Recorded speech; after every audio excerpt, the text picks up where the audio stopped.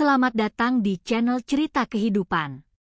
Sebelum lanjut ke cerita selanjutnya, yuk subscribe dan like, absen dulu di kolom komen ya ah. Suara guntur menggelegar di langit Jakarta yang pekat, seolah ikut meratapi nasib Arini yang duduk bersimpuh di lantai dapur yang dingin. Di hadapannya, sebuah lilin kecil menyala redup di atas sepotong roti tawar murah yang diolesi sedikit selai coklat sisa bulan lalu. Tidak ada kue tart bertingkat, tidak ada balon warna-warni, apalagi kado mewah. Selamat ulang tahun yang kelima, Syifa sayang, bisik Arini lirih. Suaranya bergetar, menahan tangis yang sudah menyesak di dada sejak pagi. Syifa, gadis kecil dengan mata bulat yang bening namun tampak sayu karena kurang gizi, tersenyum tulus. Ia tidak mengeluh. Tangan kecilnya yang kurus mengusap pipi ibunya yang basah. Bunda jangan nangis. Syifa senang kok. Roti ini enak, seperti roti putri raja. Hati Arini seakan disayat sembilu. Putri raja? Jika saja Syifa tahu bahwa ibunya adalah pewaris tunggal dari kerajaan bisnis Wijaya Group, perusahaan yang menguasai hampir 40% perputaran uang di kota ini, Syifa tidak akan pernah merasa bahwa sepotong roti tawar adalah sebuah kemewahan. Namun, Arini terikat janji pada mendiang ayahnya untuk menjalani masa uji selama 5 tahun tanpa menggunakan identitas aslinya, sebuah tes untuk menemukan cinta sejati yang tidak memandang harta. Namun, yang ia temukan bukanlah cinta, melainkan neraka. Pintu depan terbanting keras. Suara langkah sepatu pantofel yang angkuh bergema di ruang tamu. Itu Randy, suaminya. Pria yang dulu berjanji akan menjaganya dalam suka dan duka saat mereka menikah 4 tahun lalu, ketika Arini menyamar sebagai gadis yatim piatu yang bekerja sebagai buruh cuci. "Mana makan malamku?" teriak Randy dari ruang tengah. Arini segera menghapus air matanya. Ia bangkit dan berjalan menuju meja makan dengan membawa piring berisi tumis kangkung dan sepotong tempe goreng. Hanya itu yang tersisa dari uang belanja yang diberikan Randy yang jumlahnya bahkan lebih kecil dari tips yang biasa diberikan Randy pada pelayan bar. Randy menatap piring itu dengan tatapan jijik. Ia melemparkan tas kerjanya ke kursi hingga mengenai lengan Arini. "Lagi-lagi sampah ini? Kamu pikir aku ini kambing? Aku ini lelah bekerja, Arini. Aku butuh asupan bergizi untuk bertemu klien-klien besar, bukan makanan rakyat jelata seperti ini. Mas, uang yang kamu berikan hanya cukup untuk ini." "Susu Syifa saja sudah habis sejak 2 hari lalu," jawab Arini dengan suara rendah, berusaha tetap tenang demi Syifa yang mengintip takut-takut dari balik pintu dapur. "Alasan? Kamu saja yang tidak becus mengatur uang. Dasar anak orang miskin, mentalmu memang mental pengemis." Randy memaki sambil melonggarkan dasinya. "Dengar ya, gara-gara menikah denganmu, keberuntunganku hilang. Ibuku benar, kamu itu pembawa sial. Beban. Kalau saja aku menikah dengan Clarissa, putri pemilik bank itu, bisnis propertiku sekarang pasti sudah melejit, bukan malah merangkak seperti ini." Arini menarik napas panjang. "Aku istrimu, Mas. Aku merawat rumah ini, merawat anakmu, dan mengabdi padamu selama 4 tahun tanpa mengeluh meski kamu tidak pernah menghargaiku." Randy tertawa sinis, tawa yang penuh dengan penghinaan. "Mengabdi? Kamu hanya menumpang hidup. Syifa juga sama saja, hanya menambah pengeluaran. Anak itu sakit-sakitan terus, menyusahkan." Tepat saat itu, Bu Dewi, ibu mertua Arini, muncul dari kamarnya dengan daster sutra yang mencolok. Ia memandang Arini seolah-olah Arini adalah kotoran yang menempel di sepatunya. "Sudahlah, Randy. Kenapa kamu masih berdebat dengan beban ini? Bu Dewi melipat tangan di dada. Ibu sudah memutuskan.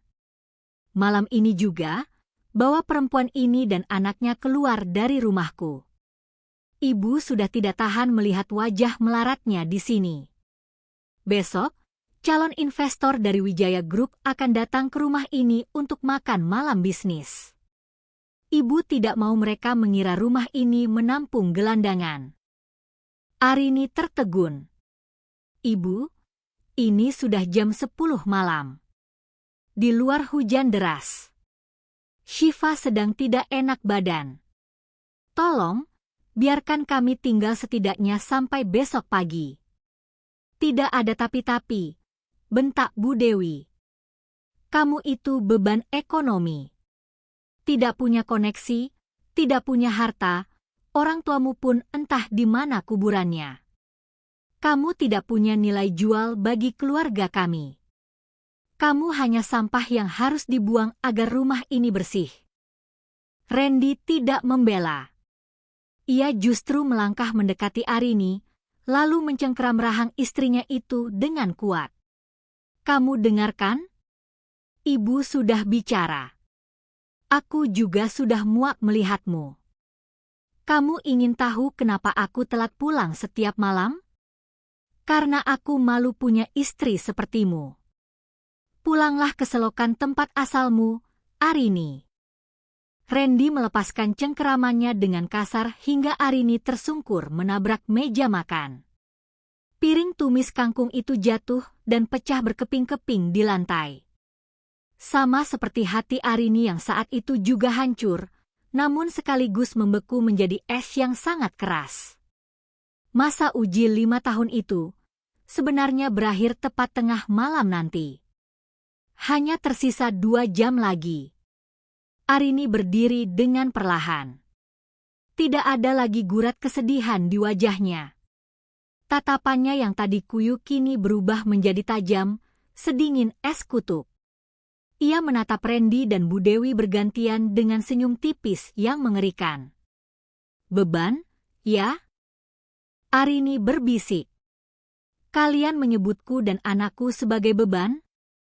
Ya. Beban yang tidak berguna, sahut Bu Dewi ketus. Arini mengangguk pelan. Ia berjalan masuk ke kamar, mengambil tas kecil berisi dokumen-dokumen yang selama ini ia sembunyikan di bawah ubin tempat tidur, lalu menggendong Syifa yang sedang gemetar ketakutan. Baiklah. Jika itu keputusan kalian, aku akan pergi, kata Arini sambil berdiri di ambang pintu depan. Hujan badai menyambutnya, membasahi ujung bajunya yang lusuh. Tapi ingat satu hal, Mas Randy. Apa yang kamu bangun selama ini dengan susah payah, aku bisa menghancurkannya hanya dengan satu kedipan mata. Randy tertawa terbahak-bahak hingga terbatuk. Menghancurkan bisnisku? Dengan apa? Dengan sabun cucimu? Pergi sana. Jangan pernah menginjakan kaki di sini lagi, atau aku akan memanggil polisi untuk menyeretmu sebagai pencuri. Arini tidak membalas lagi. Ia melangkah keluar menembus tirai hujan yang pekat, mendekap Syifa erat dalam pelukannya. Di belakangnya, pintu rumah mewah itu terbanting menutup, mengunci rapat masa lalunya sebagai seorang istri yang tertindas. Arini berjalan menuju jalan raya yang sepi. Air hujan menyamarkan air matanya. Ia merogoh saku bajunya, mengeluarkan sebuah ponsel satelit yang selama 4 tahun ini ia nonaktifkan. Ia menekan satu tombol cepat. Hanya dalam satu dering, sebuah suara berat dan sangat hormat menjawab di seberang sana. Halo, Nona besar? Apakah ini Anda? Arini menatap lampu jalanan yang remang-remang. Ini aku, Arini Wijaya. Jemput aku di depan persimpangan Komplek Mawar. Bawa tim medis untuk Syifa. Dan satu lagi. Arini menjeda kalimatnya, matanya berkilat penuh amarah yang terpendam. Siapkan berkas pengambil alihan seluruh aset Randy Pratama. Aku ingin dia kehilangan segalanya sebelum matahari terbit. Hujan badai seolah-olah sedang menabuh genderang perang di atas aspal jalanan yang dingin. Arini berdiri di persimpangan jalan komplek Mawar, memeluk Syifa yang badannya mulai terasa panas karena demam. Pakaian Arini basah kuyup, menempel pada tubuhnya yang kurus, sementara Syifa sesekali terbatuk kecil dalam dekapan ibunya. Mereka baru saja diusir seperti binatang oleh orang-orang yang seharusnya menjadi pelindung. Bunda, dingin. Bisik Syifa lemah. Sabar ya, sayang. Sebentar lagi kita akan pulang ke rumah yang sebenarnya, jawab Arini, suaranya kini tidak lagi gemetar. Kesedihannya telah menguap, digantikan oleh kedinginan yang jauh lebih membeku daripada air hujan ini. Tiba-tiba, dari kegelapan malam, sorot lampu xenon yang sangat terang membelah tirai hujan. 3 mobil SUV hitam mewah meluncur dengan kecepatan tinggi namun tetap elegan, berhenti tepat di depan Arini dengan presisi militer. Seorang pria paruh baya dengan setelan jas hitam yang rapi keluar dari mobil tengah, mengabaikan payung yang disodorkan pengawalnya. Ia berlari kecil mendekati Arini, lalu membungkuk sedalam mungkin di tengah guyuran hujan. Nona besar, maafkan kelalaian kami karena membiarkan Anda menderita selama ini, ucap pria itu dengan suara yang bergetar karena rasa hormat dan penyesalan. Dia adalah Pak Baskoro, asisten kepercayaan mendiang ayah Arini sekaligus direktur operasional Wijaya Group. Arini menatap Baskoro dengan tatapan yang sangat berbeda dari Arini si istri penurut. Bangunlah, Baskoro. Kamu tidak salah. Ini adalah pilihanku untuk menyelesaikan wasiat ayah. Tapi sekarang, sandiwara itu sudah berakhir. Tim medis sudah siap di dalam mobil, Nona. Mari, keselamatan Nona muda Syifa adalah prioritas utama, ujar Baskoro sambil membukakan pintu mobil Rolls-Royce yang hangat. Begitu masuk ke dalam mobil, suasana berubah drastis. Wangi aromaterapi yang menenangkan, kursi kulit berpemanas, dan 2 orang dokter pribadi langsung memeriksa keadaan Syifa.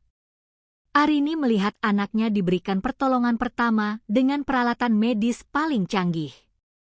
Syifa perlahan mulai tenang dan tertidur pulas setelah diberikan obat penurun panas. Bagaimana keadaan perusahaan? Tanya Arini dingin, matanya menatap keluar jendela, ke arah rumah Randy yang mulai menjauh di kegelapan. Baskoro membuka tablet digitalnya.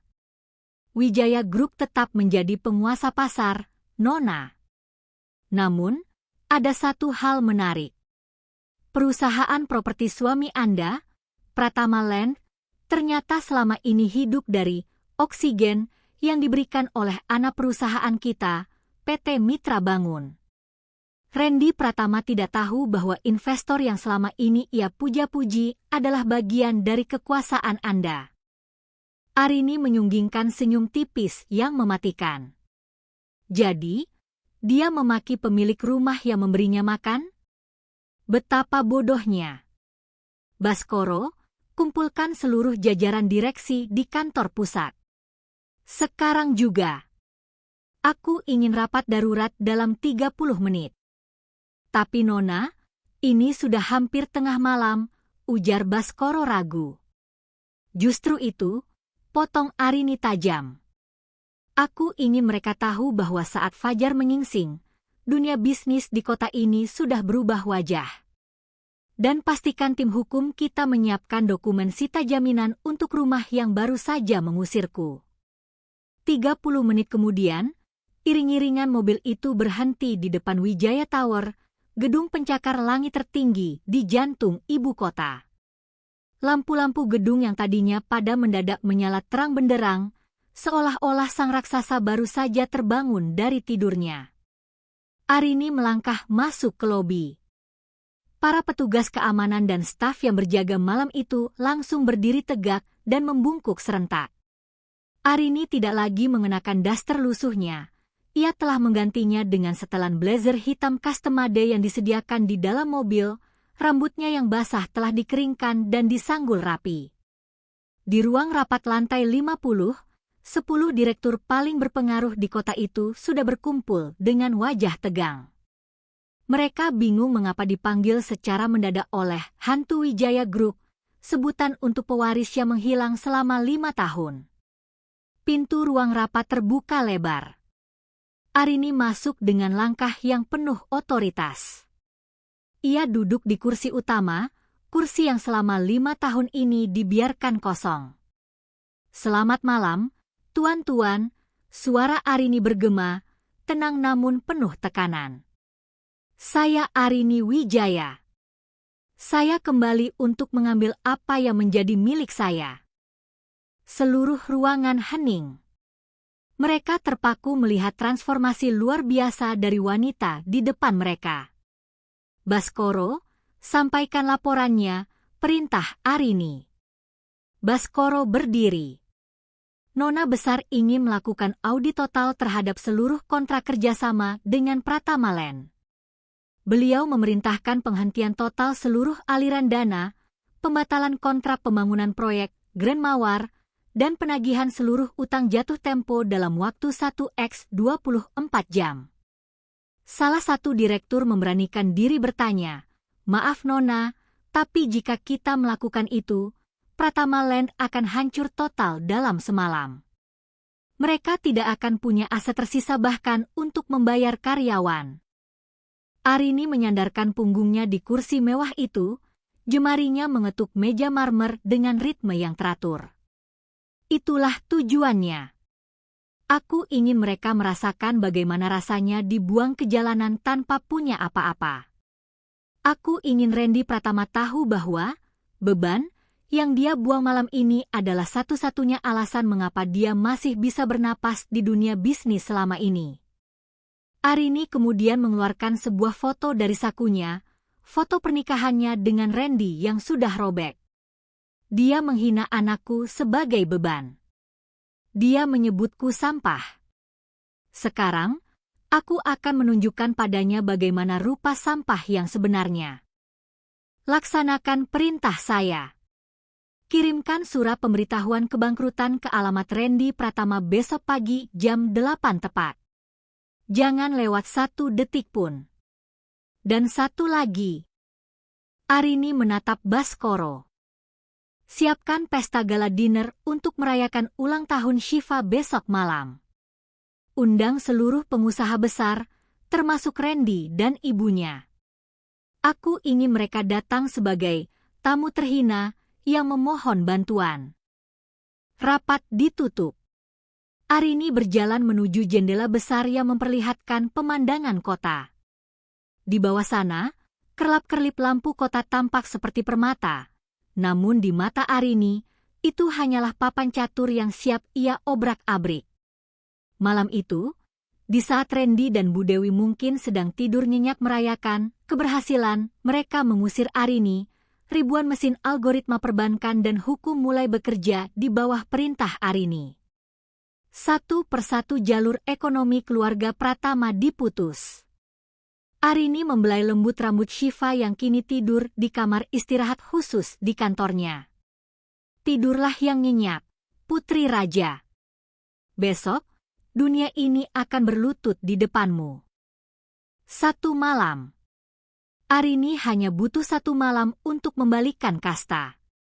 Dan besok, matahari akan terbit dengan membawa kiamat bagi mereka yang sombong.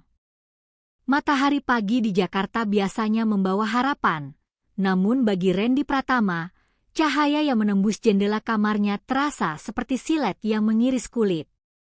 Ia bangun dengan perasaan jemawa. Tidak ada lagi suara tangis Shiva yang merengek minta susu, tidak ada lagi wajah kuyu Arini yang selalu menuntut uang belanja. Rumahnya terasa lebih bersih tanpa kehadiran 2 beban itu. "Randy, cepat turun. Lihat ini." Suara melengking Bu Dewi terdengar dari lantai bawah, penuh kepanikan yang tidak biasa. Randy turun dengan santai, mengancingkan kemeja mahalnya. "Ada apa, Bu? Investor Wijaya Group sudah datang?"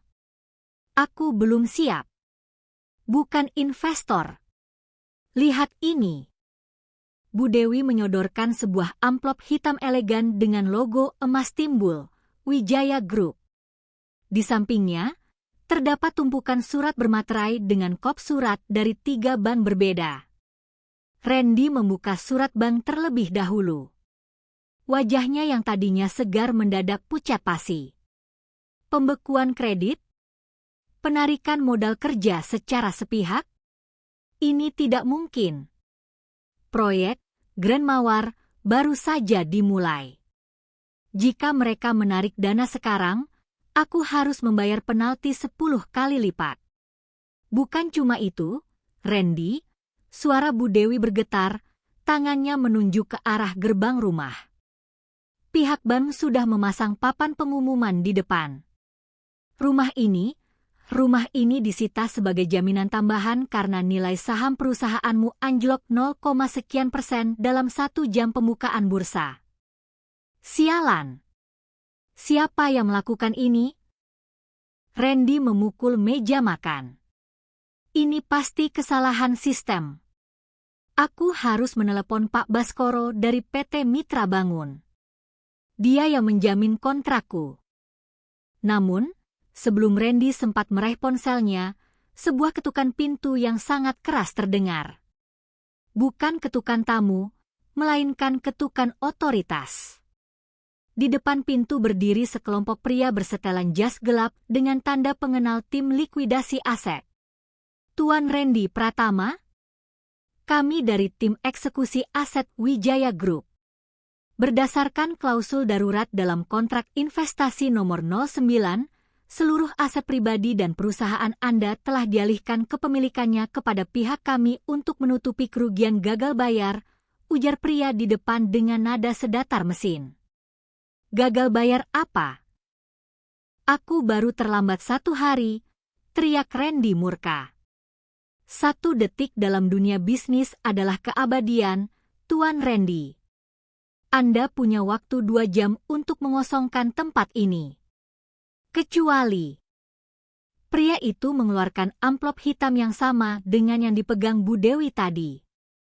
Anda ingin menghadiri gala dinner ulang tahun putri CEO kami malam ini. CEO kami secara khusus mengundang Anda untuk melakukan negosiasi ulang. Randy tertegun. CEO Wijaya Group? Selama ini, identitas CEO perusahaan raksasa itu sangat dirahasiakan.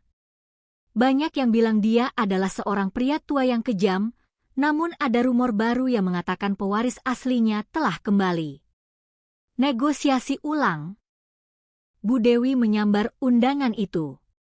Matanya berbinar penuh harap yang bodoh. Randy, ini kesempatan kita. CEO itu pasti melihat potensi bisnismu.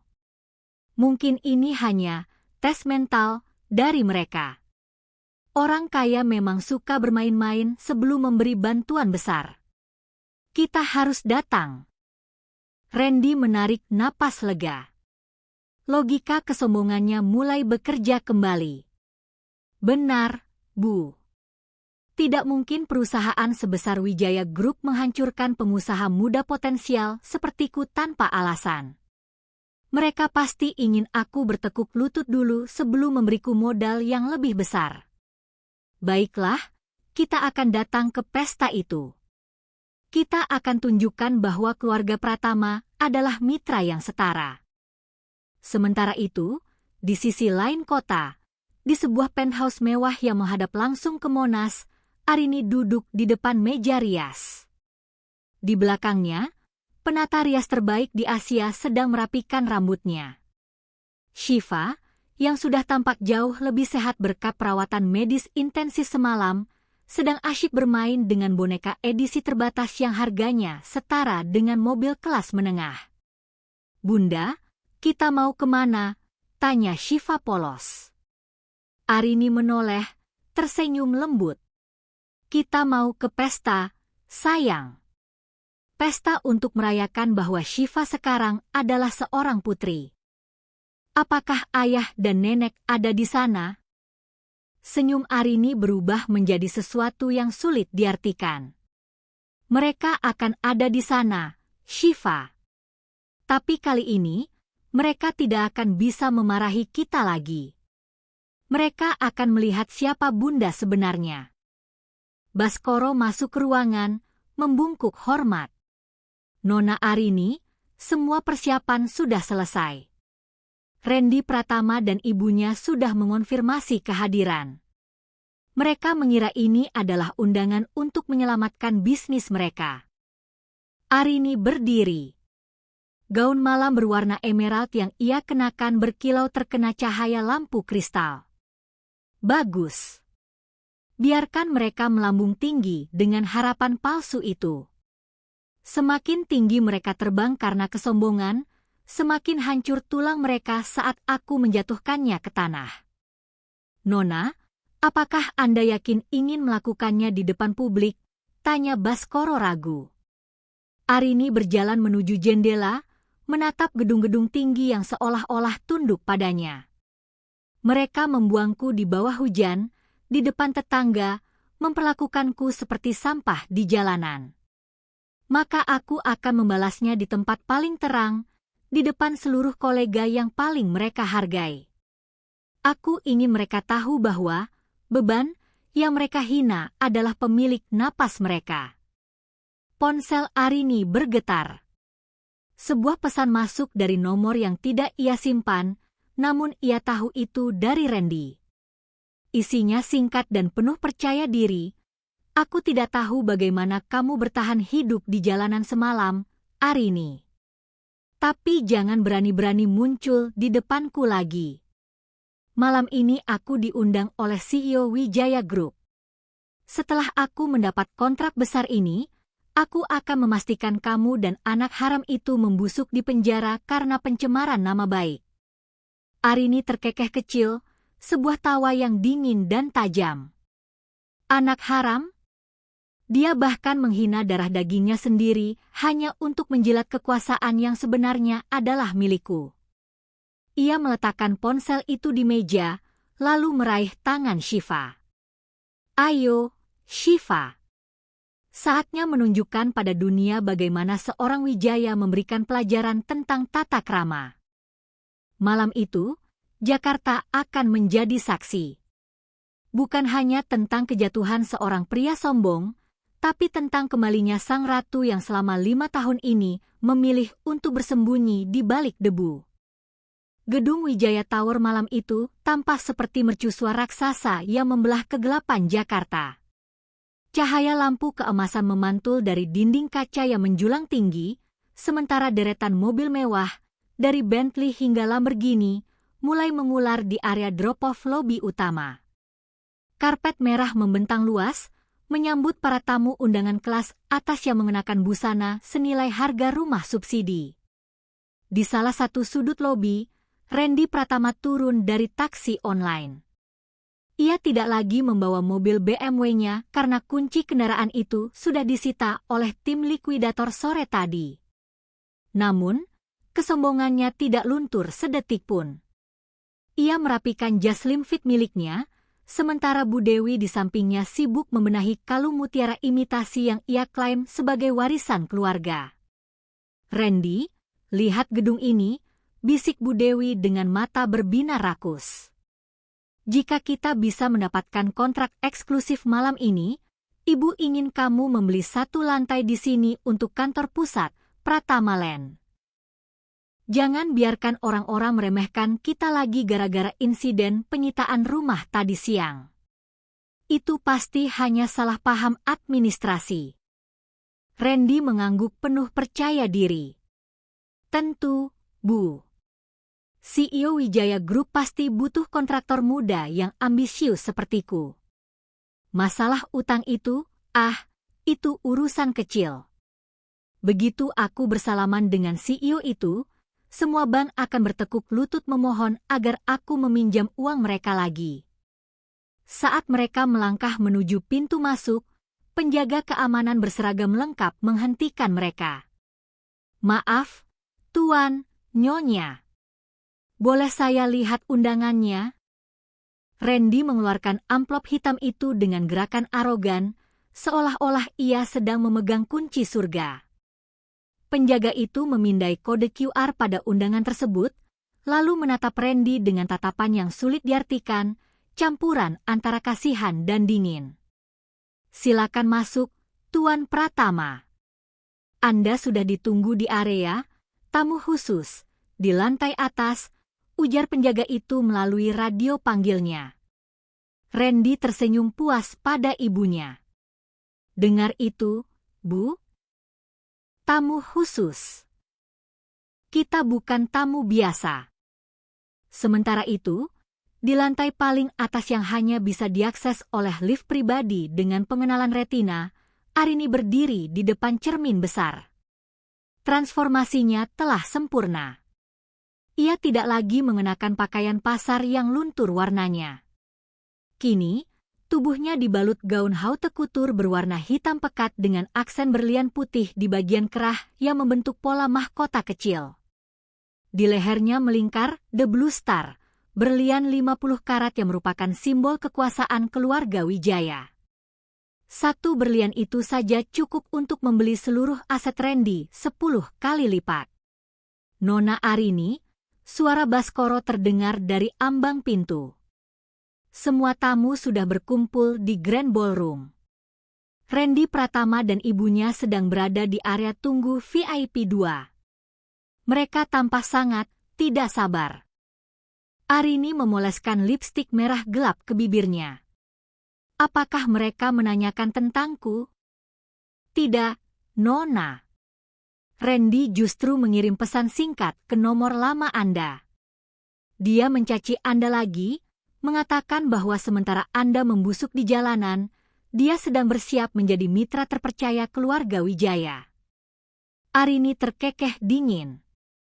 Ia mengambil ponsel satelitnya dan membaca pesan dari Randy yang baru saja masuk. "Arini, aku sedang di puncak dunia sekarang. Wijaya Group mengundangku secara khusus. Lihatlah perbedaannya, aku di gedung tertinggi, dan kamu mungkin sedang mengais tempat sampah untuk memberi makan anak haram itu. Jangan pernah bermimpi untuk kembali." "Baskoro," Arini mematikan layar ponselnya. "Aktifkan protokol pengungkapan identitas. Tapi jangan sekarang. Aku ingin mereka menikmati sampahnya mahal itu dulu. Aku ingin mereka merasa benar-benar berada di puncak dunia sebelum aku menarik tangga dari bawah kaki mereka."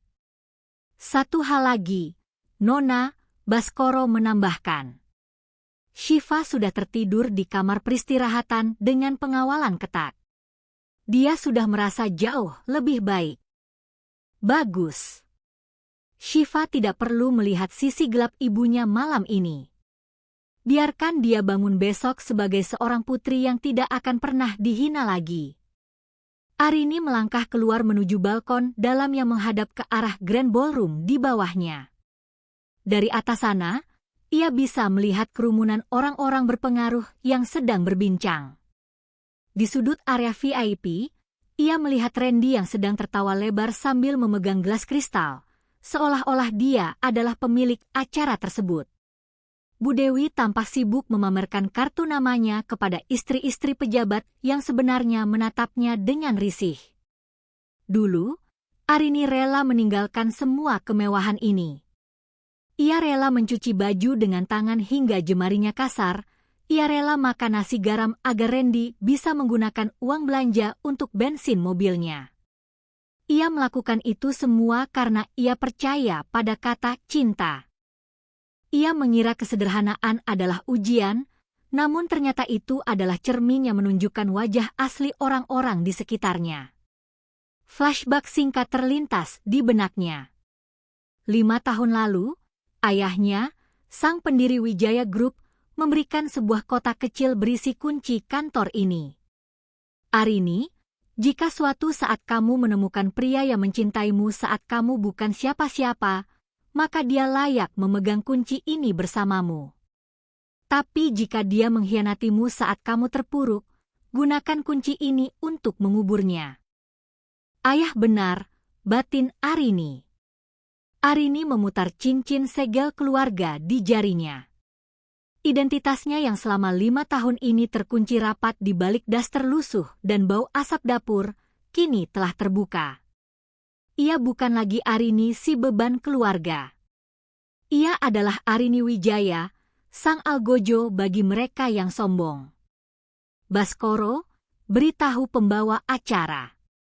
5 menit lagi, pemilik perusahaan akan memberikan kata sambutan, perintah Arini dengan nada mutlak. Baik, Nona besar. Arini berjalan menuju lift yang akan membawanya turun langsung ke belakang panggung utama. Setiap langkah sepatunya yang berhak tinggi mengeluarkan bunyi klik yang tegas di atas lantai marmer, seirama dengan detak jantung kehancuran yang sedang ia siapkan untuk Randy. Malam ini bukan hanya tentang merayakan ulang tahun Shiva. Malam ini adalah tentang upacara pemakaman bagi harga diri keluarga Pratama. Arini akan memastikan bahwa mulai besok, nama Randy Pratama akan menjadi kosakata yang setara dengan kebangkrutan di seluruh penjuru negeri. Lampu di Grand Ballroom tiba-tiba meredup. Musik orkestra yang tenang berubah menjadi dentuman drum yang megah dan mengintimidasi. Seluruh tamu menoleh ke arah panggung utama yang masih tertutup tirai bludru merah. Di area VIP, Randy berdiri tegak, merapikan jasnya. Lihat, Bu. Ini dia. Sang CEO akan keluar. Siapkan senyum terbaikmu. Masa depan kita dimulai detik ini. Randy tidak tahu bahwa masa depannya baru saja berakhir di detik ia menginjakan kaki di gedung itu. Suasana di dalam Grand Ballroom Wijaya Tower mendadak berubah mencekam namun megah. Lampu kristal yang tadinya bersinar terang benderang perlahan meredup, menyisakan keremangan yang elegan. Wangi bunga lili putih yang mahal memenuhi ruangan, bercampur dengan aroma parfum kelas atas dari para tamu undangan. Semua mata kini tertuju pada panggung utama yang masih ditutupi tirai bludru merah setinggi 10 meter.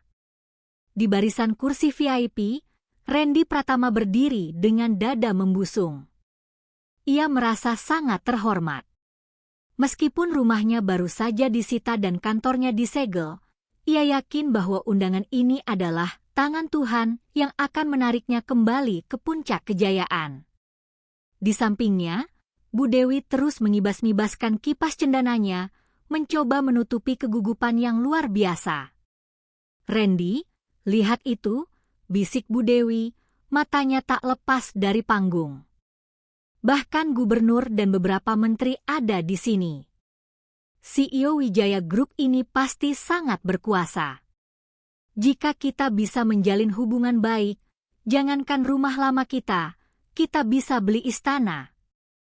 Randy terkekeh, tangannya merogoh saku untuk memastikan ponselnya masih aktif. Ia ingin merekam momen keberhasilannya. Namun, pikirannya sempat terlintas pada Arini. Ia mengeluarkan ponselnya sekali lagi, mengirimkan satu pesan terakhir yang penuh bisa. Aku sudah di depan panggung utama, Arini. CEO Wijaya Group sebentar lagi akan keluar menyambutku. Sementara kamu mungkin sedang kedinginan di kolong jembatan bersama anak haram itu. Rasakan perbedaannya. Ini adalah kasta yang tidak akan pernah bisa kamu capai seumur hidupmu. Setelah mengirim pesan itu, Randy mematikan layar ponselnya dengan senyum puas. Ia merasa telah menang telak. Tiba-tiba, suara sang pembawa acara menggema, berat dan berwibawa melalui pengeras suara mutakhir. Selamat malam, para pemimpin industri, pejabat pemerintahan, dan tamu kehormatan. Malam ini bukan sekadar perayaan ulang tahun ke-25 Wijaya Group. Malam ini adalah malam kembalinya sang pemilik tahta yang selama 5 tahun ini mengamati kita dari balik bayang-bayang. Gemuruh tepuk tangan memenuhi ruangan. Randy ikut bertepuk tangan dengan semangat, bahkan sampai berdiri. Selama 5 tahun, lanjut pembawa acara, CEO kita memilih untuk hidup di tengah-tengah masyarakat, merasakan kepahitan, ujian kesetiaan, dan melihat siapa yang benar-benar tulus serta siapa yang hanya menjadi benalu. Dan malam ini, penyamaran itu berakhir. Mari kita sambut pemilik tunggal sekaligus CEO Wijaya Group, Arini Wijaya. Boom! Suara kembang api dingin meledak di sisi panggung saat tirai beludru merah itu tersingkap dengan cepat. Lampu sorot raksasa berkekuatan ribuan watt langsung mengarah ke tengah panggung. Randy Pratama merasa dunianya berhenti berputar.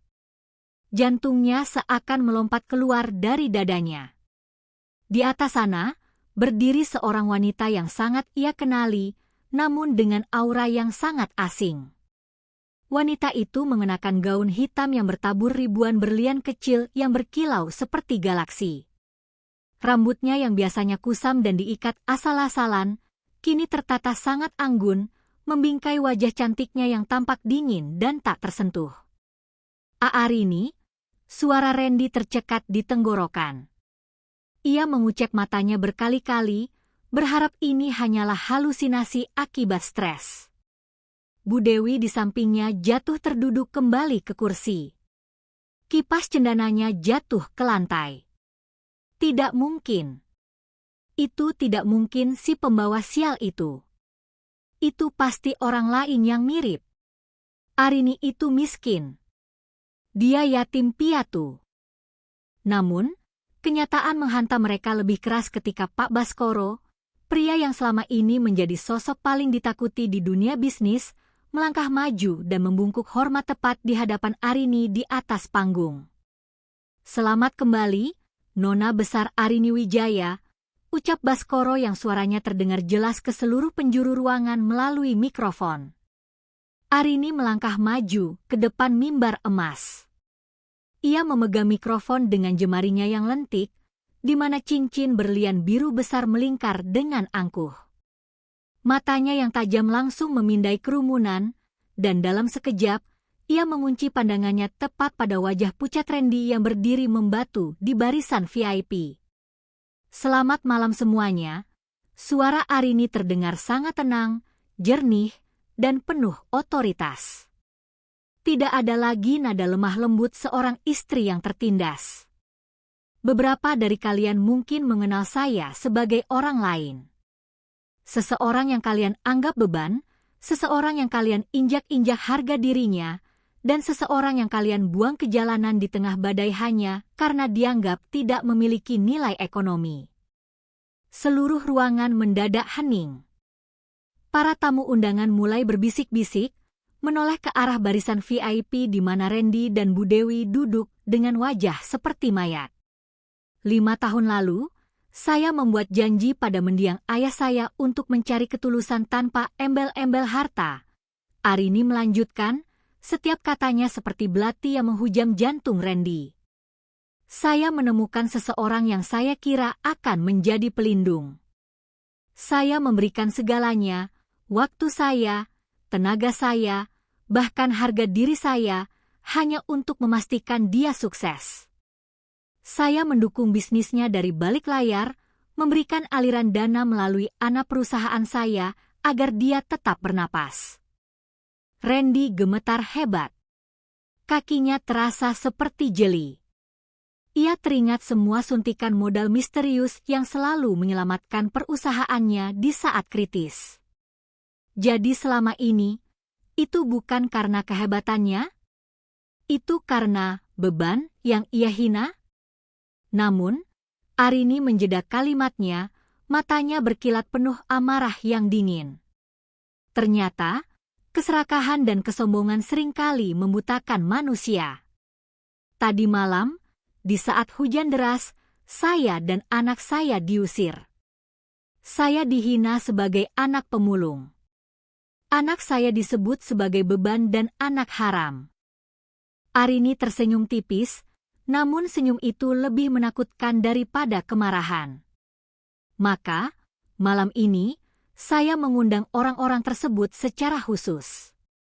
Saya ingin mereka menyaksikan sendiri siapa sebenarnya yang mereka sebut sebagai beban itu.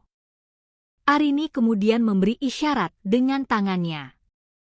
Layar raksasa di belakang panggung menyala, menampilkan data grafik perusahaan Pratama Land. Di sana tertulis jelas, status, bankrupt, under liquidation. Tuan Randy Pratama. Suara Arini memanggil namanya dengan lantang. Seluruh lampu sorot di ruangan itu mendadak berpindah, semuanya kini menyorot tepat ke wajah Randy yang berkeringat dingin. Silakan naik ke panggung. Bukankah tadi Anda mengirim pesan bahwa Anda ingin menegosiasikan kontrak dengan CEO Wijaya Group? Nah, sekarang CEO-nya ada di depan Anda.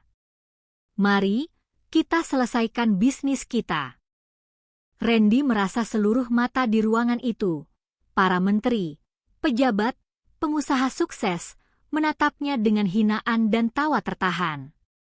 Ia yang tadinya merasa di puncak dunia, kini merasa seperti semut yang siap diinjak. Dengan langkah gontai dan wajah merah padam karena malu yang luar biasa, Randy dipaksa oleh petugas keamanan untuk berjalan menuju panggung. Setiap langkahnya terasa seperti menuju tiang gantungan. Di atas panggung, ia berdiri berhadapan dengan Arini. Jarak mereka hanya 2 meter, namun perbedaan kasta di antara mereka kini terasa seperti ribuan kilometer. Arini, aku bisa jelaskan. Bisik Randy dengan suara parau, nyaris menangis. Arini tidak menanggapi. Ia menoleh pada Baskoro. Baskoro, berikan dokumennya. Baskoro menyerahkan sebuah map kulit hitam. Arini membukanya dan mengeluarkan selembar kertas kontrak. Ini adalah perjanjian kerjasama terakhir yang sangat kamu harapkan bisa menyelamatkan hidupmu, Randy. Harapan muncul sejenak di mata Randy. Kamu mau membantuku kan? Bagaimanapun aku ayah dari Shiva. Arini merobek kertas itu menjadi 2, lalu 4, lalu menjadi potongan-potongan kecil di depan wajah Randy. Ia membiarkan potongan kertas itu jatuh ke lantai, berserakan di sepatu mahal Randy yang masih dicicil. Kamu salah, Randy. Aku tidak mengundangmu ke sini untuk menolongmu, bisik Arini, namun suaranya tertangkap oleh mikrofon. Aku mengundangmu ke sini untuk menunjukkan bagaimana rasanya kehilangan segalanya dalam satu malam. Sama seperti yang kamu lakukan padaku semalam.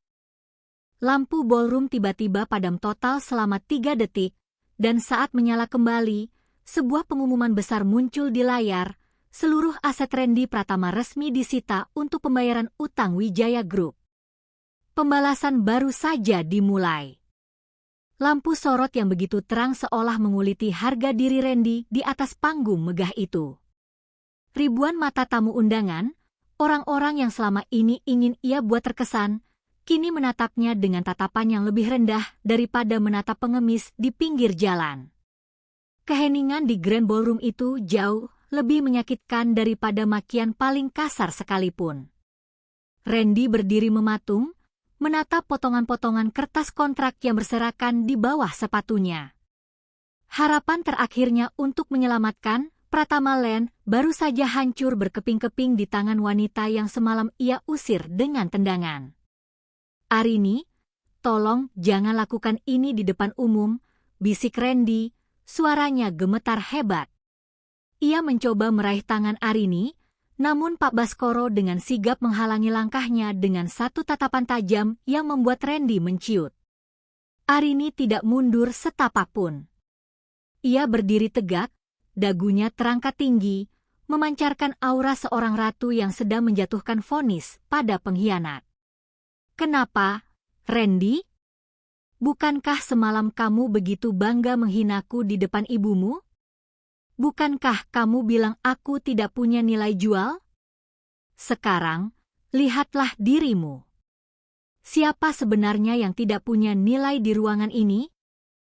Di bawah panggung, Bu Dewi mencoba merangsek maju, melewati pagar pembatas keamanan. Wajahnya yang tadi penuh bedak kini luntur oleh keringat dingin. Arini, ini ibu. Ibu tahu kamu anak baik. Kamu pasti cuma bercanda, kan? Randy itu suamimu. Shiva butuh ayahnya, teriaknya dengan suara melengking yang membuat para tamu undangan berbisik jijik. Arini menoleh ke arah mantan ibu mertuanya itu. Ibu? Ibu yang mana? Ibu yang membuang koperku ke tengah hujan? Atau ibu yang menyebut cucu kandungnya sendiri sebagai anak haram dan beban ekonomi? Suara Arini yang tenang namun menggelegar melalui sistem suara kelas dunia itu membuat Bu Dewi bungkam seketika. Para tamu undangan mulai mengeluarkan ponsel mereka, merekam momen kejatuhan keluarga Pratama yang sangat dramatis. Berita ini akan menjadi headline nasional dalam hitungan menit. Arini kembali menatap Randy. Kamu tahu, Randy? Selama 4 tahun ini, aku memberikanmu kesempatan. Aku ingin melihat apakah ada sedikit saja ketulusan di hatimu.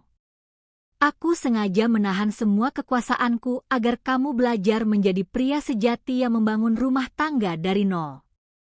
Tapi ternyata, semakin sukses bisnis yang aku suntikan secara diam-diam melalui anak perusahaanku, semakin busuk hatimu. Randy jatuh berlutut. Aku hilaf, Arini.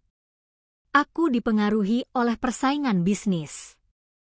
Aku stres. Tolong, jangan tarik semua investasi itu. Aku akan melakukan apa saja. Aku akan menceraikan Clarissa. Aku akan sujud di kakimu setiap hari. Terlambat, jawab Arini dingin.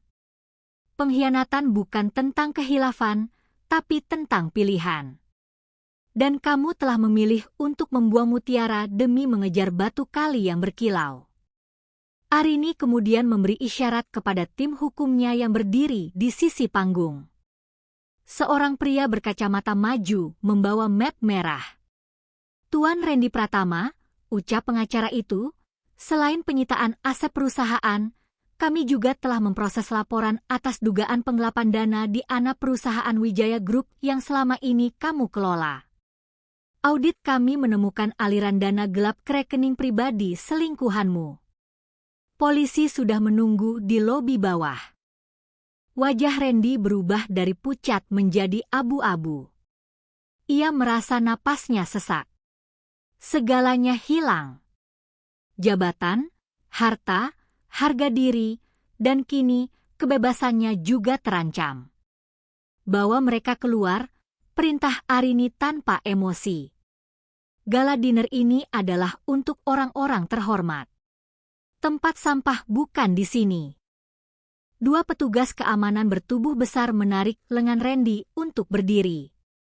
Randy meronta, namun ia tidak berdaya. Di bawah panggung, Bu Dewi juga diseret oleh petugas karena mencoba menyerang salah satu pelayan. Arini, kamu kualat. Kamu menantu durhaka, teriak Bu Dewi saat diseret keluar pintu besar ballroom. Suaranya perlahan menghilang tertutup oleh musik orkestra yang kembali mengalun megah, seolah-olah baru saja ada gangguan kecil yang telah dibersihkan. Para tamu undangan memberikan tepuk tangan berdiri, standing ovation. Mereka bukan hanya bertepuk tangan untuk kekuasaan Arini, tapi untuk sebuah keadilan yang jarang terlihat di dunia bisnis yang kejam. Arini menarik napas panjang, mencoba menenangkan debaran jantungnya. Meskipun ia menang, ada lubang kosong di hatinya karena menyadari pria yang pernah ia cintai ternyata serendah itu. Namun, saat ia melihat ke arah balkon VIP dan melihat Shiva yang baru saja terbangun dan digendong oleh perawat setianya, lubang itu tertutup kembali. Ia telah melindungi anaknya. Itulah yang terpenting. 1 jam kemudian, di luar gedung Wijaya Tower. Hujan kembali turun, meski tidak sederas semalam. Randy dan Bu Dewi berdiri di trotoar, diusir bahkan dari area parkir gedung tersebut. Mereka tidak memiliki kendaraan, tidak memiliki akses ke rekening bank yang sudah diblokir, dan pakaian mewah yang mereka kenakan terasa seperti kostum badut yang memalukan. Semua ini gara-gara kamu, Randy. Kenapa kamu tidak bilang kalau istrimu itu anak orang kaya? Maki Bu Dewi sambil memukul-mukul lengan Randy. Randy hanya diam membatu, menatap gedung pencakar langit itu. Ia teringat pesan singkatnya tadi sore kepada Arini. Ini adalah kasta yang tidak akan pernah bisa kamu capai seumur hidupmu. Kini ia menyadari, kasta itu memang nyata. Dan dia baru saja dilemparkan ke kasta terbawah oleh tangan wanita yang pernah memijat kakinya setiap malam. Kita mau kemana, Randy? Ibu kedinginan, tangis Bu Dewi mulai pecah. Randy merogoh sakunya, mencari sisa uang tunai. Ia hanya menemukan beberapa lembar uang 10 ribuan yang kumal. Ironisnya, jumlah itu sama dengan jumlah uang yang biasanya ia lemparkan ke wajah Arini untuk belanja harian. Tiba-tiba, sebuah mobil mewah berhenti di depan mereka. Kaca jendela belakang menurun perlahan. Arini duduk di sana, menatap mereka dengan tatapan datar. Ia tidak turun, tidak juga memaki. Arini, tolong. Bu Dewi berlari ke arah mobil. Arini hanya menyerahkan sebuah kantong plastik kecil lewat jendela. Ini sisa roti tawar yang semalam Shiva makan untuk ulang tahunnya. Aku menyimpannya agar kalian ingat bahwa sesuatu yang kalian anggap sampah semalam adalah hal terbaik yang pernah kalian miliki. Kaca jendela tertutup rapat. Mobil itu meluncur membelah genangan air, mencipratkan sisa lumpur ke gaun mahal Bu Dewi dan jas Randy. Mereka berdiri di sana, di bawah lampu jalan yang remang-remang, meratapi keangkuhan yang telah menghancurkan hidup mereka hanya dalam waktu 1 malam. Pembalasan Arini telah lengkap, tapi perjalanannya sebagai Sang Ratu Wijaya baru saja dimulai. Gema tepuk tangan di dalam Grand Ballroom Wijaya Tower perlahan mereda, digantikan oleh bisik-bisik kagum yang memenuhi setiap sudut ruangan. Arini Wijaya masih berdiri di tengah panggung, namun kini ia tidak lagi sendirian. Shiva, yang telah berganti pakaian dengan gaun satin berwarna putih tulang yang senada dengan ibunya, digandeng maju oleh Pak Baskoro. Gadis kecil itu tampak bingung melihat ribuan orang menatapnya. Namun saat melihat ibunya, ia langsung berlari kecil dan memeluk kaki Arini. Arini berjongkok, mengabaikan gaun miliaran rupiahnya yang menyapu lantai, lalu mengecup kening putrinya. Bunda, orang-orang ini siapa? Bisik Shiva pelan. Mereka adalah orang-orang yang mulai hari ini akan menghormatimu, sayang.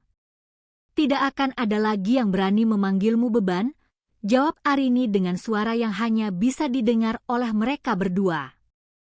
Arini berdiri kembali, menggandeng tangan Shiva, dan menghadapi para tamu undangan yang terdiri dari para konglomerat, pejabat tinggi, dan media massa. Ia tidak memberikan pidato panjang tentang bisnis. Baginya, kehadiran Shiva di panggung ini adalah pernyataan perang sekaligus deklarasi kemenangan yang paling telak. Acara malam ini bukan hanya tentang kembalinya saya, suara Arini kembali memenuhi ruangan. Malam ini adalah tentang pembersihan. Wijaya Group akan memutus semua kontrak dengan perusahaan-perusahaan yang memiliki rekam jejak diskriminatif dan tidak etis. Kami tidak hanya mencari keuntungan, kami mencari martabat. Setelah pernyataan itu, Arini turun dari panggung melalui tangga utama.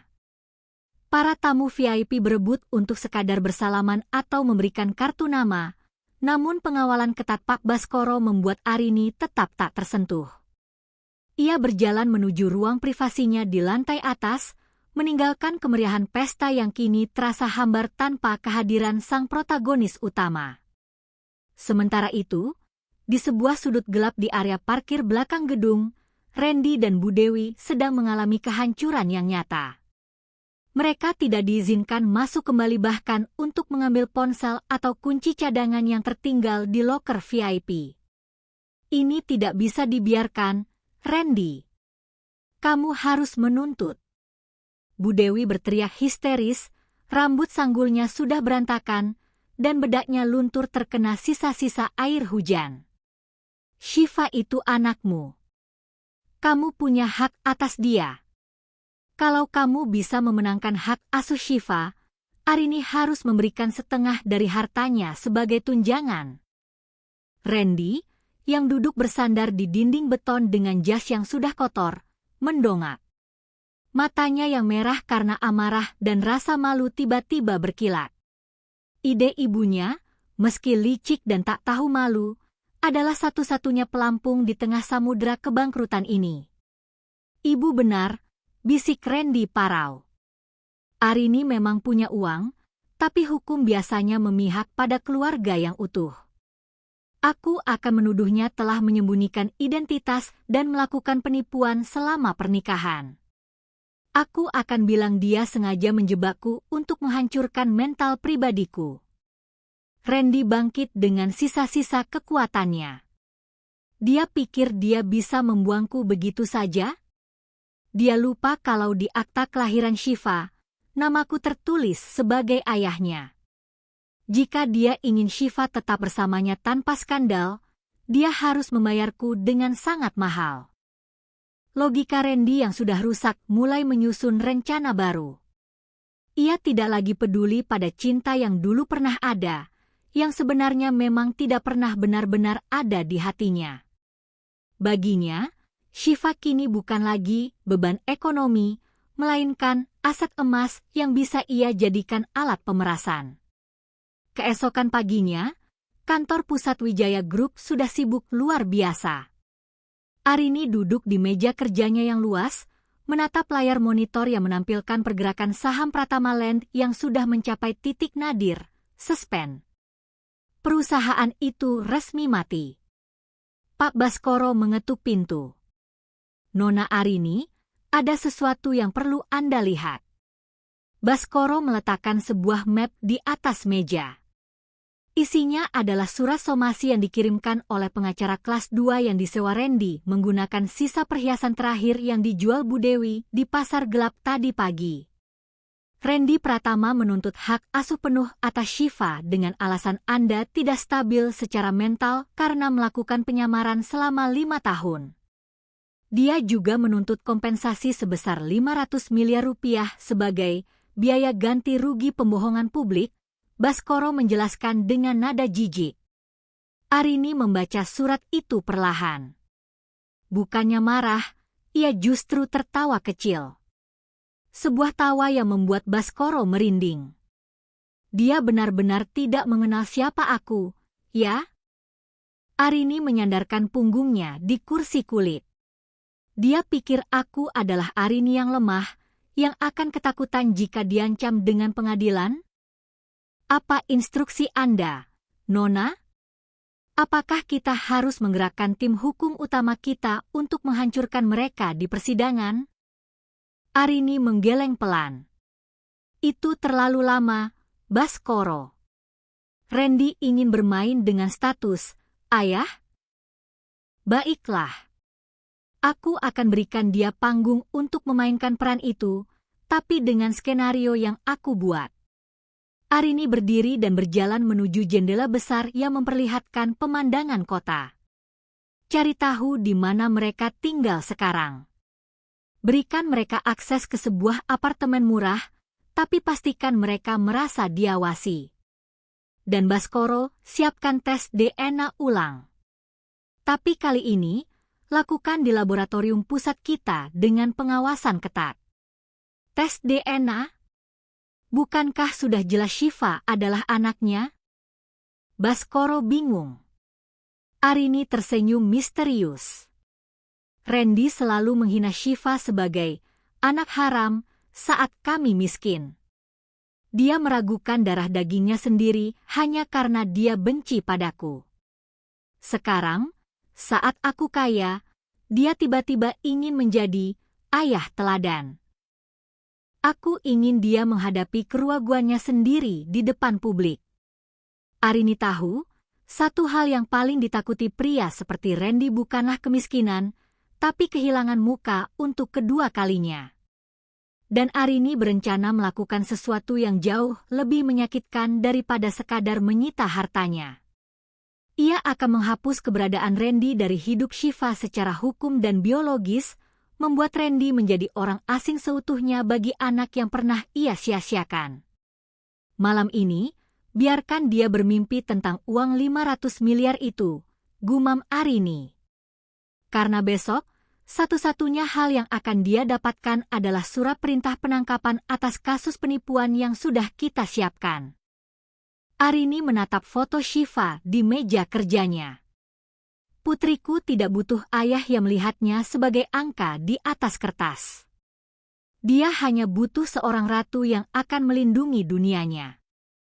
Pembalasan di malam pertama hanyalah pembukaan.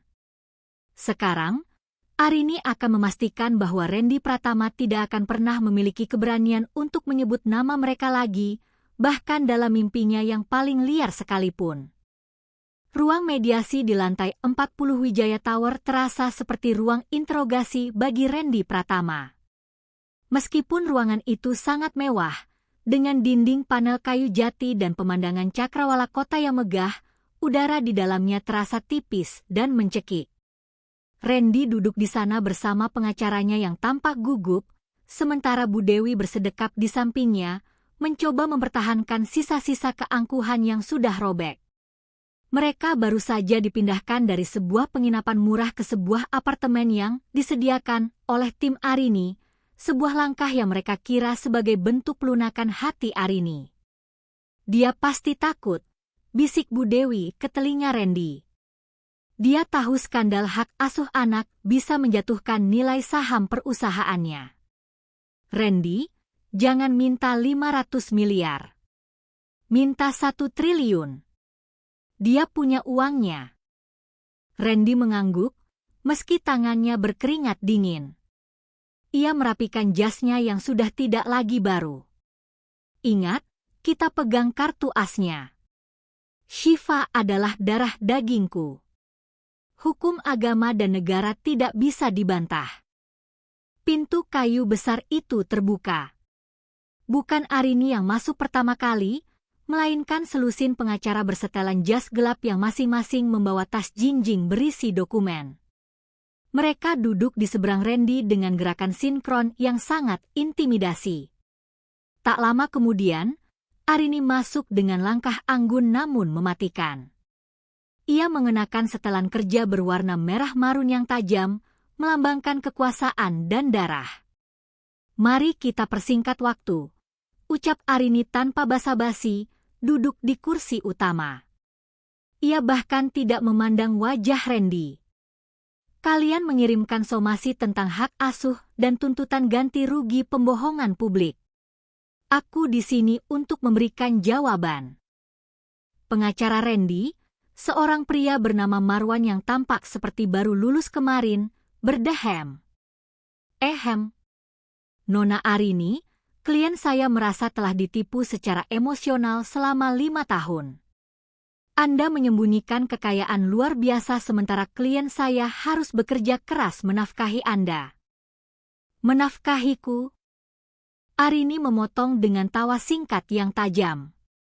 Baskoro, tolong tunjukkan catatan, nafkah yang diberikan Tuan Randy. Baskoro meletakkan sebuah tablet di meja. Di layar itu muncul grafik pengeluaran Randy selama 4 tahun. Tuan Randy menghabiskan 80% penghasilannya untuk cicilan mobil mewah, pesta di klub malam, dan hadiah untuk selingkuhannya, Clarissa. Sedangkan Nona Arini hanya diberikan uang belanja sebesar Rp500.000 per bulan untuk kebutuhan 3 orang. Itu bahkan tidak cukup untuk membayar tagihan listrik di rumah kalian dulu. Wajah Randy memerah. Itu urusan internal rumah tangga. Intinya, Shiva adalah anakku. Aku punya hak asuh penuh atas dia. Arini menatap Randy untuk pertama kalinya sejak ia masuk ke ruangan itu. Tatapannya begitu dingin hingga Randy merasa tulang punggungnya membeku. Hak asuh? Kamu ingin menjadi ayah sekarang, Randy? Di mana hak asuhmu saat Shiva sakit demam tinggi dan kamu malah pergi ke Singapura bersama selingkuhanmu? Di mana hak asuhmu saat kamu menendang koper kami ke tengah hujan? Itu karena aku mengira kalian beban, teriak Randy frustrasi. Sekarang kondisinya beda. Aku ayahnya. Oh, kamu benar. Arini menyunggingkan senyum misterius. Kondisinya memang berbeda. Dan bicara soal darah daging. Arini memberi isyarat kepada salah satu tim medisnya yang masuk membawa amplop bersegel emas. Randy, kamu ingat betapa seringnya kamu menyebut Shiva sebagai anak haram?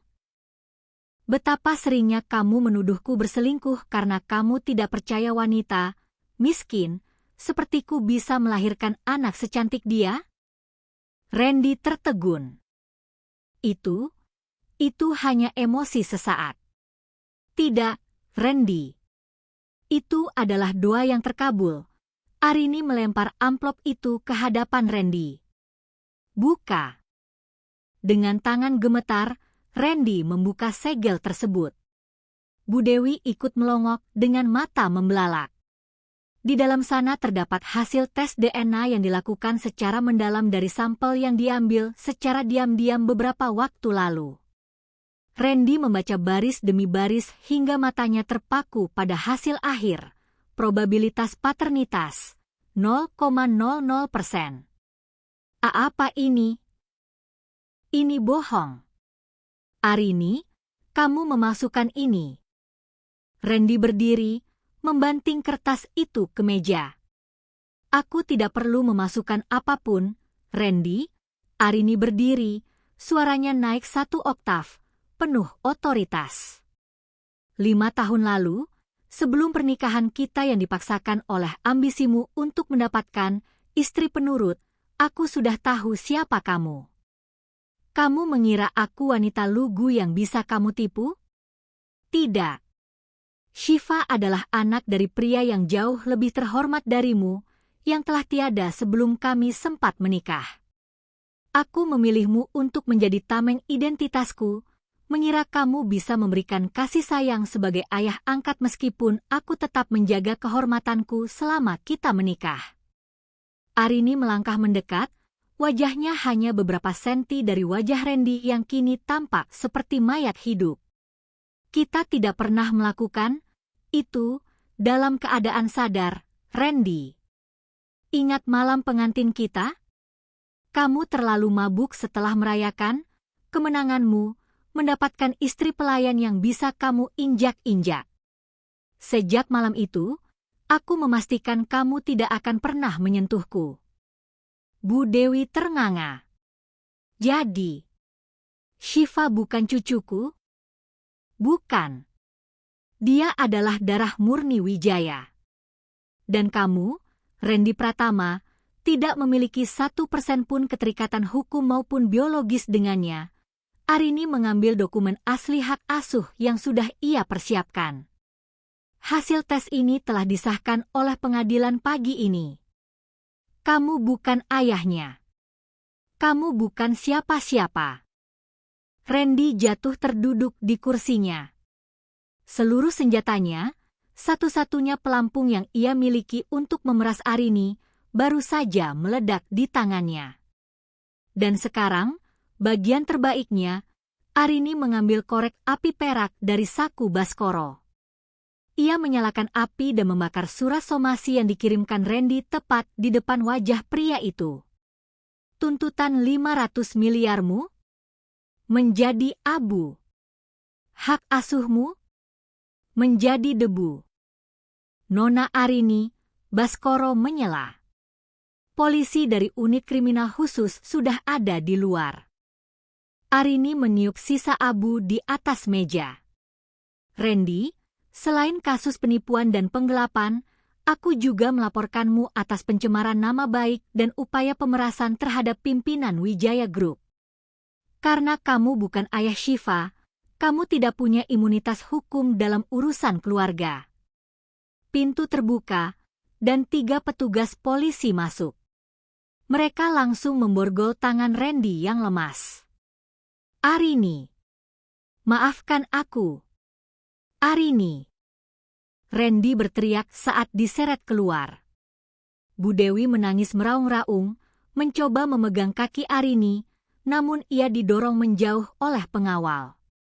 Arini berdiri di tengah ruangan yang kini hening kembali. Ia merapikan pakaiannya, menatap abu kertas yang berserakan di lantai. Baskoro, bersihkan ruangan ini. Aku tidak suka bau orang gagal. Malam itu, di saat Randy mendekam di sel penjara yang dingin, Arini duduk di kamar Shiva, membacakan dongeng tentang seorang ratu yang berhasil mengalahkan monster serakah. Satu malam yang ia janjikan untuk pembalasan telah lewat, dan kini ia telah menghapus setiap jejak parasit yang pernah mencoba menghisap hidupnya.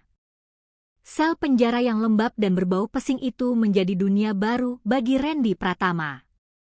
Tidak ada lagi lantai marmer, tidak ada lagi aroma parfum mahal, dan tidak ada lagi bawahan yang bisa ia perintah.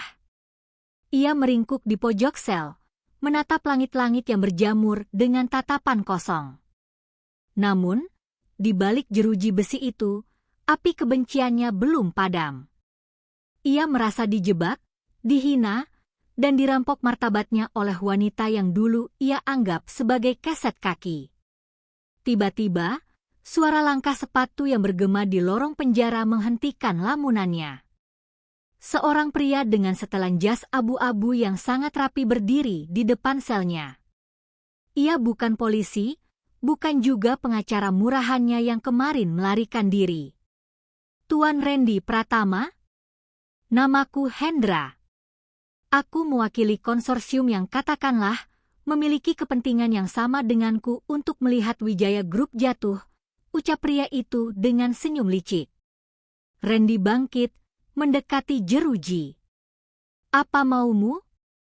Aku sudah tidak punya apa-apa. Oh, kamu punya sesuatu yang lebih berharga dari uang, Randy. Kamu punya informasi. Kamu hidup bersama Arini selama 4 tahun. Kamu tahu celah-celah emosionalnya. Di luar sana, Dewan Direksi Wijaya Group sedang memanas. Mereka tidak suka dipimpin oleh seorang wanita yang penuh skandal dan penuh rahasia.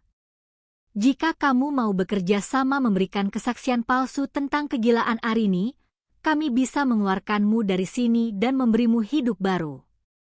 Mata Randy berkilat. Aku ingin dia hancur. Aku ingin dia merasakan bagaimana rasanya berada di posisi ini.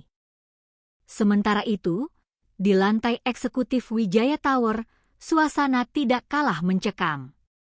Arini duduk di ruang rapat utama, berhadapan dengan 7 orang pria tua yang merupakan anggota Dewan Komisaris.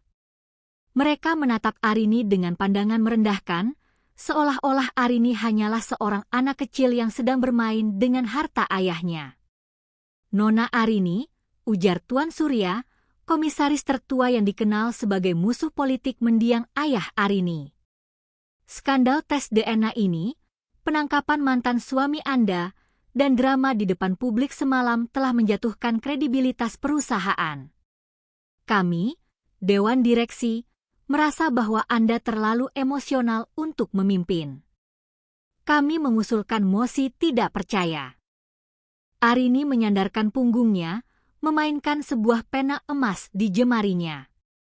Mosi tidak percaya? Berdasarkan apa, Tuan Surya? Saham Wijaya Group justru naik 2 poin sejak semalam karena pasar melihat ketegasan saya dalam membersihkan aset yang tidak produktif, termasuk membuang parasit seperti Randy. Ini bukan soal angka, tapi soal stabilitas, bentak Surya. Kami mendengar selentingan bahwa ada pihak luar yang akan menuntut Anda atas penipuan identitas. Kami tidak ingin Wijaya Group terseret dalam lumpur hukum Anda. Arini tersenyum tipis. Ia tahu betul bahwa Surya telah berkomunikasi dengan orang yang menemui Randy di penjara. Stabilitas, ya? Atau kalian hanya takut karena aku mulai menutup keran-keran uang gelap yang selama ini kalian nikmati dari anak perusahaan di bawah kendali kalian? Suasana ruangan mendadak dingin. Arini membuka sebuah folder di layar proyektor. Tuan Surya, selama 5 tahun saya menyamar, saya tidak hanya mencuci baju dan memasak. Saya menggunakan waktu luang saya untuk meretas dan mengaudit seluruh aliran dana internal. Saya tahu tentang proyek fiktif di Kalimantan yang Anda kelola. Saya tahu tentang pencucian uang yang dilakukan Tuan Darmawan melalui Yayasan Pendidikan. Wajah para komisaris itu berubah pucat. Mereka yang tadinya ingin menyerang, kini justru merasa seperti mangsa yang terkunci di dalam kandang singa. Malam ini, Arini berdiri, suaranya pelan namun penuh intimidasi. Adalah malam terakhir kalian menjabat sebagai komisaris. Saya sudah memegang lebih dari 51% saham melalui pembelian diam-diam selama 5 tahun terakhir. Kalian tidak bisa menggulingkan saya. Justru sayalah yang sedang membersihkan rumah ini. Kamu gila. Kamu menghancurkan keluarga suamimu, dan sekarang kamu menghancurkan rekan bisnismu sendiri. Teriak Surya dengan tangan gemetar. Aku tidak menghancurkan siapapun yang jujur, jawab Arini dingin. Aku hanya mengembalikan apa yang seharusnya menjadi milik keadilan. Baskoro, bawa mereka keluar. Surat pemecatan tidak hormat sudah dikirim ke email mereka masing-masing. Satu persatu para pria tua itu keluar dengan langkah gontai, sama seperti Randy semalam. Arini telah memenangkan satu pertempuran lagi, namun ia tahu serangan terbesar akan datang dari luar, dari aliansi antara Randy dan musuh-musuh bisnis ayahnya. Malam harinya, Arini kembali ke rumah pribadinya yang dijaga ketat. Ia menemukan Shiva sedang menggambar di ruang tengah. Shiva menggambar 2 orang perempuan yang memakai mahkota, berdiri di atas sebuah gedung tinggi. Ini Bunda dan Shiva, tanya Arini lembut. Shiva mengangguk. Bunda adalah ratu, dan Shiva adalah putri. Kita tidak butuh monster lagi kan, Bunda? Hati Arini terenyuh. Tidak, sayang. Monstermu sudah Bunda masukkan ke dalam kotak yang sangat gelap. Namun, saat Arini mencium dahi anaknya, ponselnya bergetar. Sebuah pesan dari nomor tak dikenal masuk. 1 malam mungkin cukup untuk menghancurkan bisnis, tapi butuh 1 malam juga untuk melenyapkan nyawa. Sampai jumpa di pengadilan atau di pemakaman. Arini menatap pesan itu tanpa ekspresi.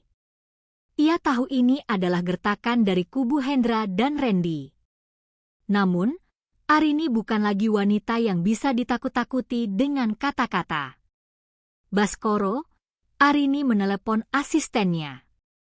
Aktifkan protokol perlindungan tingkat 1 untuk Shiva. Dan siapkan tim pembersih kita. Jika mereka ingin bermain kotor, aku akan menunjukkan pada mereka bahwa aku pemilik lumpurnya. Arini berjalan menuju jendela, menatap bulan yang separuh tertutup awan. Pembalasannya hampir mencapai puncak.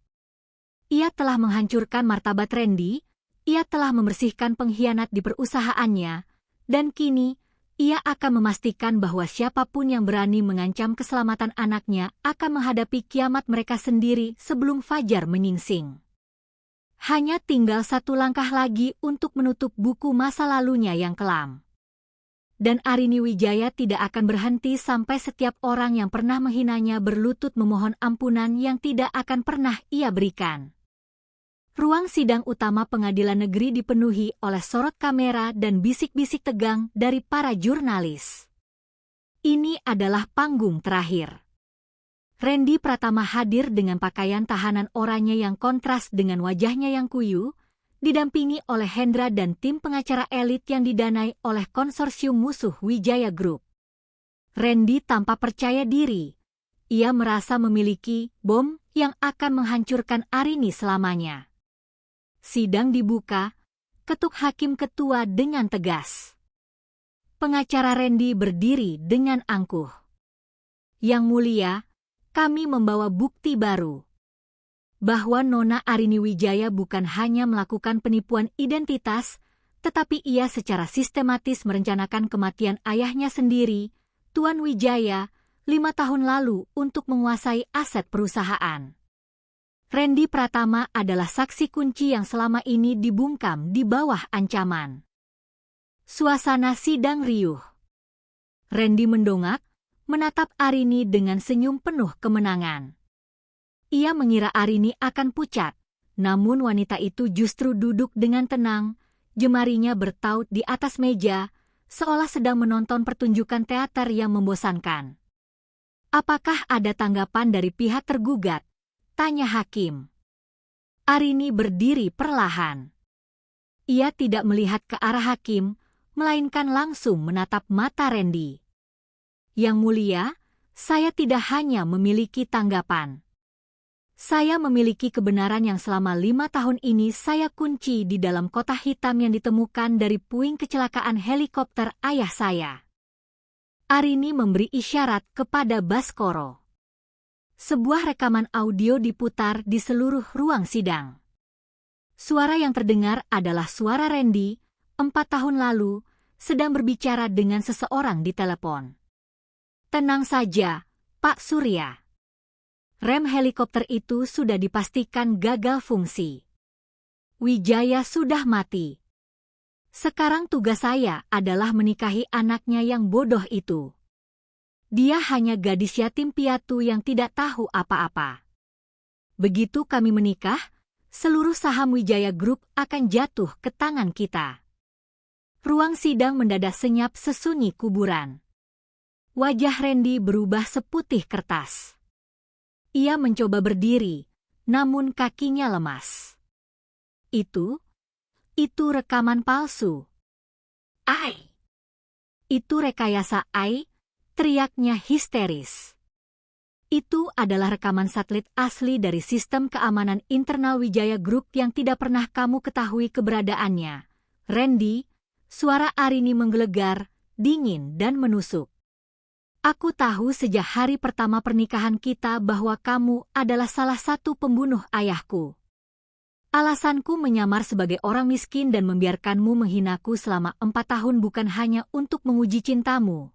Karena aku tahu kamu tidak punya itu, tapi untuk mengumpulkan setiap bukti aliran dana antara kamu, Tuan Surya, dan Hendra. Arini mengeluarkan satu dokumen lagi. Ini adalah pengakuan tertulis dari montir helikopter yang kamu bayar, yang baru saja kami jemput dari pelariannya di luar negeri tadi malam. Dia menyerahkan segalanya sebelum kamu sempat melenyapkannya.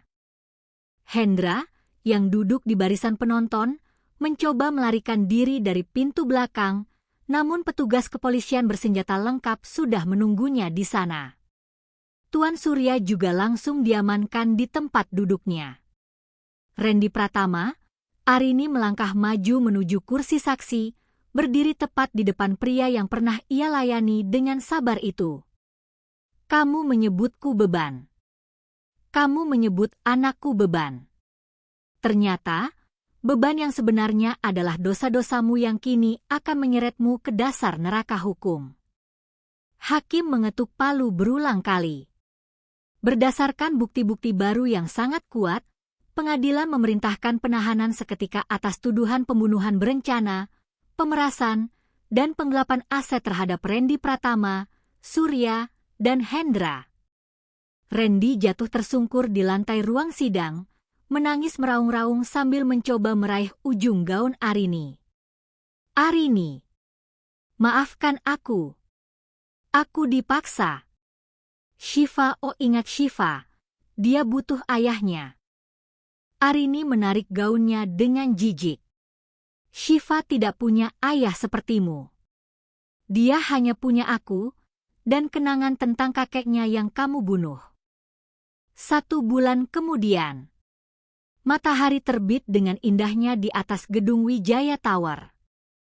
Arini berdiri di balkon kantornya, menghirup udara pagi yang segar. Tidak ada lagi beban rahasia, tidak ada lagi dendam yang menyumbat dadanya. Segalanya telah tuntas. Randy dijatuhi hukuman penjara seumur hidup tanpa kemungkinan remisi. Bu Dewi, yang kehilangan segala kemewahannya, kini berakhir di sebuah panti sosial setelah semua kerabatnya membuangnya karena malu. Perusahaan-perusahaan parasit telah dibersihkan, dan Wijaya Group kini berdiri lebih kokoh dari sebelumnya. Pintu kantor terbuka. Shiva berlari masuk dengan ceria, mengenakan seragam sekolah barunya yang sangat elit. Di tangannya, ia membawa sebuah lukisan yang ia buat pagi itu.